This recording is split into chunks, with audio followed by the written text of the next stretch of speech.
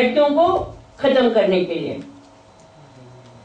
1969 में there is a memo of Ford Foundation जिसके में लिखा हुआ है कि जितना स्ट्रॉन्ग सन प्रेफरेंस है और जिस रेट पे child and infant and child mortality है, अगर लोगों को चाहिए कि उनका एक एडल्ट सन सर्वाइव करे तो उनको 6 बच्चे पैदा करने पड़ते हैं।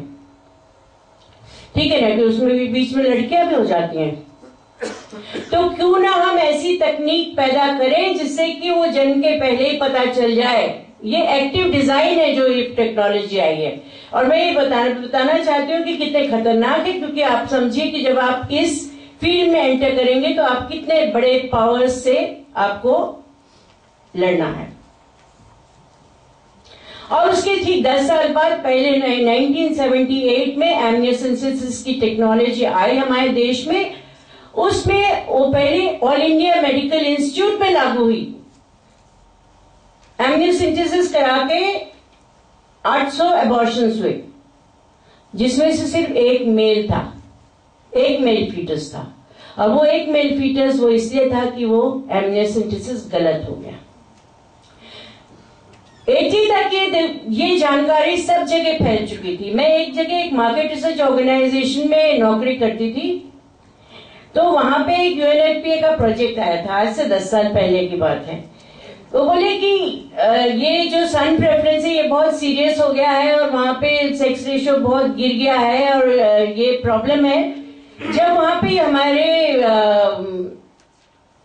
क्या बोलते डेटा कलेक्शन के लिए फील्ड वर्कर्स गए तो पता चला कि सेक्स सिलेक्शन के लिए क्या क्या करना है, यानी एमनियोसेंसिस कहाँ होता है, अल्ट्रासाउंड कहाँ होता है, वो तो वहां के 99% लोगों को पता है। कॉन्ट्रसेप्शन का जहां तक सवाल है, जो इनका डेटा है वही डेटा 10 साल पहले था। कहने का मतलब ये है कि एक ऐसी तकनीक लाई गई जिसमें अब सरकार की कोई जिम्मेदारी नहीं रही कि लोग क्या कर रहे हैं, कैसे अबॉर्शन कर रहे हैं, कैसे एमनियोसेंसिस कर रहे हैं, कैसे उसका प्रचार और प्रसार हो रहा है। लेकिन जो पॉपुलेशन का गोल था वो काफी हद तक सर्व हो गया। हमारे बर्थ रेट लोअर हो गया। उससे क्या फर्क पड़ता है कि वो पूरी सोसाइटी इतनी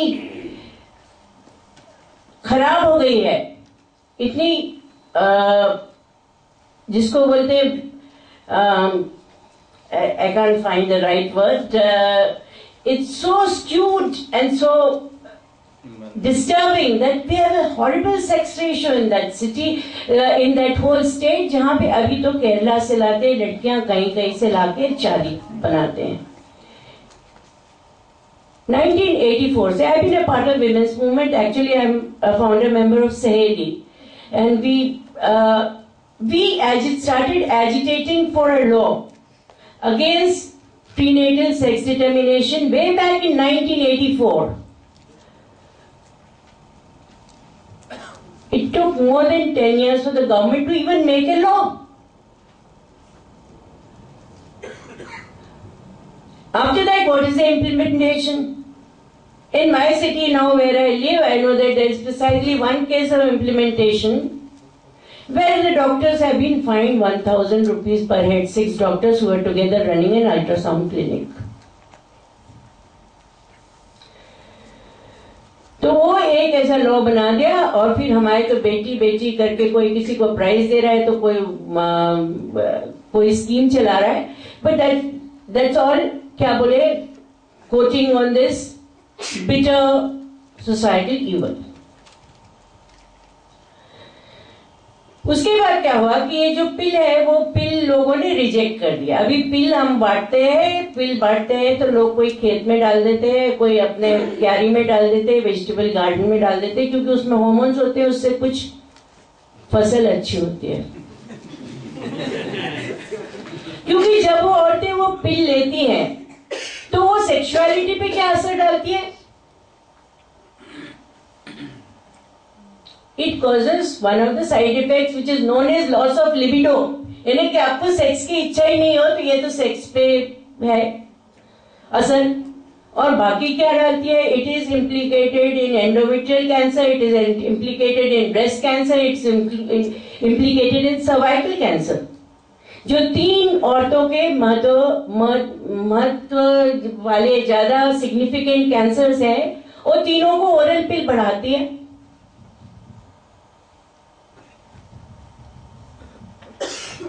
और औरतें ये शिकायत करती है, हमें चक्कर आते हैं उससे। It causes high blood pressure. It causes blood clots, which can be life-threatening. So I think Indian women actually are very wise कि वो पिल्स नहीं खाती हैं, क्योंकि वेस्ट में जहां पे पिल्स खाई जाती हैं वहां पे हर तरह के ये प्रॉब्लम्स का इंसिडेंस बहुत ज्यादा है। ठीक है, वो पिल्स आई 1970s में, पर उसके बाद हमारे एड्स आया 1980s में। और आज एड्स के खिलाफ प्रोटेक्शन आपकी ओरल पिल नहीं दे रही है। ओरल पिल वो आपकी इम्यूनिटी को कॉम्प्रोमाइज कर रही है और एड्स का होने का, HIV इन्फेक्शन होने का चांसेस बढ़ा रही है। और ये सब बकवास है कि आप आदमी से आपको पिल बेच रहे हैं आप बड़े आराम से, और सोच रहे हैं कि फिर उसके बाद में पुरुष कॉन्डोम यूज करेगा। अरे किस कपल का दिमाग खराब हो गया कि एक के बदले 2 कॉन्ट्रासेप्टिव यूज करेगा? कोई लॉजिक नहीं बनता। हम लोग अब विचार करके देखें।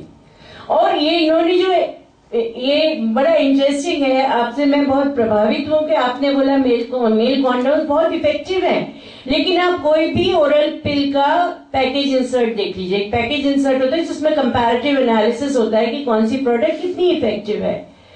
तो जो ओरल पिल का इफेक्टिवनेस है वो तो 99% दिखा देते हैं, और जो कॉन्डोम का है that's often shown under 90%, means 80% पर अगर हम एड्स वालों से बात करेंगे तो बोलेंगे एड्स, तो जो चीज वो एड्स के वायरस को रोक सकने में सक्षम है, हाँ, वो जैसे हम पॉपुलेशन कंट्रोल के डिपार्टमेंट में घुसते हैं तो वो स्पर्म को रोकने में सक्षम नहीं है।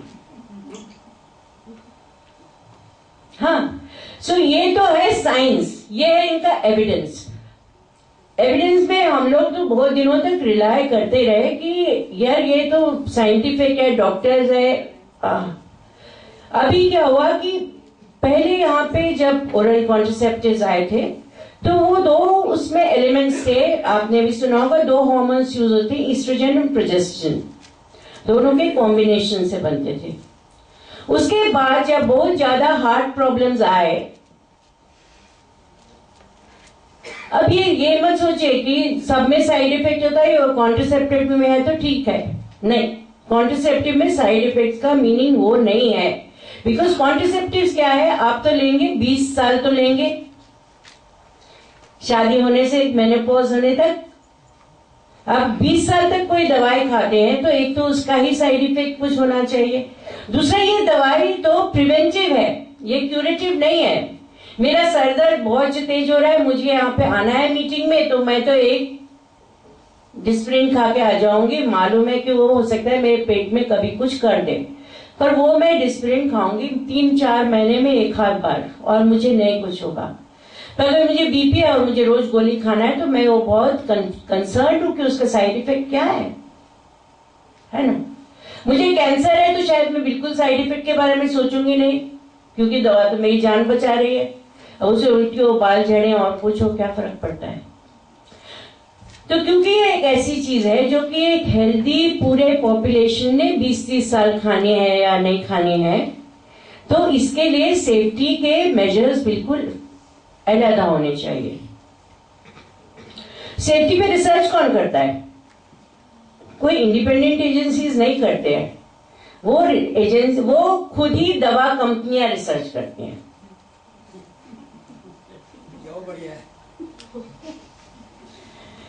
तो वो दवा कंपनियों की रिसर्च से पता चलता है गड़बड़ हो गई, तो भैया जब इतने केसेस हो गए एमआई के यानी हार्ट अटैक के और फिर उसमें इम्प्लीकेट हो गए, तो उसके बाद में सोचा गया कि भाई इसमें कल्प्रिट कौन है, तो उन्होंने कहा हार्मोन का डोज हम कम कर देते हैं। ये हम जानते हैं ना कि एक के बदले आधी गोली खाओ तो पेट दर्द, हमें साइड इफेक्ट कम होंगे। डोज कम किया और पूरा ब्लेम उन्होंने ईस्ट्रोजन पे डाल दिया कि ईस्ट्रोजन इज द प्रॉब्लम, और सिर्फ progesterone only pills, progesterone only injectables market में छा गए। जो ये इंजेक्शन की बात कर रहे हैं वो प्रोजेस्टेरोन ओनली इंजेक्शंस है, known as Depo Provera and NET EN. ये दोनों के खिलाफ मैं PIL लड़ चुकी हूं सुप्रीम कोर्ट में। और झूठ, भारत सरकार का झूठ, सन 2002 में नेटन के खिलाफ जो हमारा केस था वहां पे सरकार ने अंडरटेकिंग दिया कि ये नेशनल फैमिली प्लानिंग प्रोग्राम में लागू नहीं होगा, आप केस विड्रॉ कर लीजिए। म्यूचुअल सेटलमेंट से केस हुआ और वो पलट के जैसे ही जाके अपने ऑफिस में बैठे उन्होंने फिर एक पोस्ट मार्केटिंग स्टडी शुरू कर दी। और इंजेक्टेबल्स यहां एक तरफ बोलते हैं कि डोज कम होना चाहिए, इसलिए ओरल पिल्स जो आ रहे हैं वो पहले वाली से बेहतर है क्योंकि उसमें कम हार्मोन है, लेकिन जो ओरल पिल से 100 गुना ज्यादा हार्मोन वाले इंजेक्शंस हमारी सरकार ने लागू करना शुरू किए। इनको लागू करने में क्या है कि जो ओरल पिल खाने के बदले औरतें फेंक देती हैं, यहां पे जब वो हेल्थ वर्कर आपकी ठोक के आएगी तो वो ठुका रहेगा।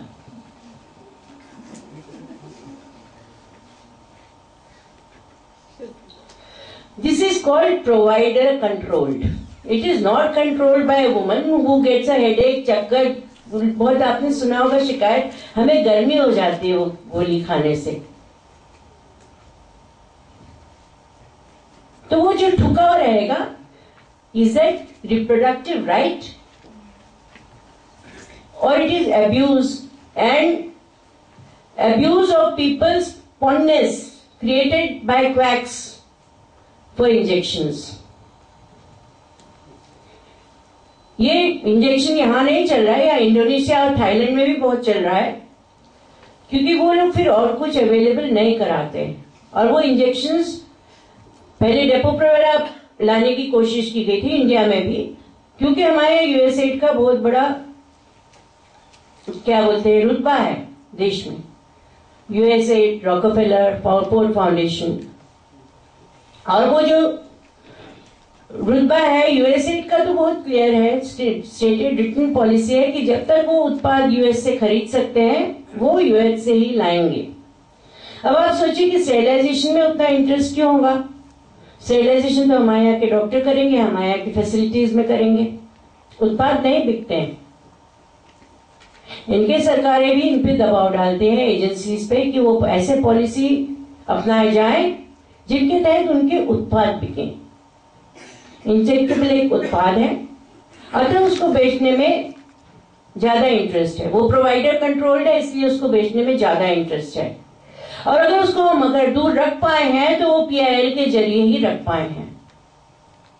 वैसे मैं ये बता दूं कि 1986 में केस फाइल किया था, 2000 तक उसकी सुनवाई नहीं हुई, पर क्योंकि वो इट वॉज मैटर ऑफ सब जुडिस, the government also was prevented from acting. So it is not without great effort कि हम लोग इंजेक्टेबल्स को एक लंबे अरसे तक बाहर रख पाए। लेकिन इस बीच दुख की बात यह है, और इस बात पे हमें गौर फरमाना चाहिए कि जो ये प्राइवेटाइजेशन और PPP मॉडल्स पूरे हमारे देश में फैल रहे हैं वो कितने डैमेजिंग हैं। हमारी सरकार को अभी DTA भी जो अभी इसके पहले थी, सुजाता राव जब हेल्थ सेक्रेटरी थी, तो सुजाता राव ने रिकमेंडेशन दी कि इंजेक्टेबल फिर से लागू कर दिया जाए, डेपो-प्रोवेरा, और तो हम लोगों ने फिर उसको अपोज किया। ये भी 2 साल पहले की घटना है, और नहीं आने दिया। पर ये अब तक पिछले 20 सालों में जब हमने वो नेचन का केस फॉलो किया था, जब हम सरकार पे दबाव डाल सकते हैं, तो सरकार के अगेंस्ट हम PIL कर सकते हैं, सरकार हमारे लिए जवाबदेह है, क्योंकि हम इस देश के नागरिक हैं, हम इस देश के संगठन हैं। पर DKT इंटरनेशनल, जो कि आज हमारे 5 राज्यों में इंजेक्टेबल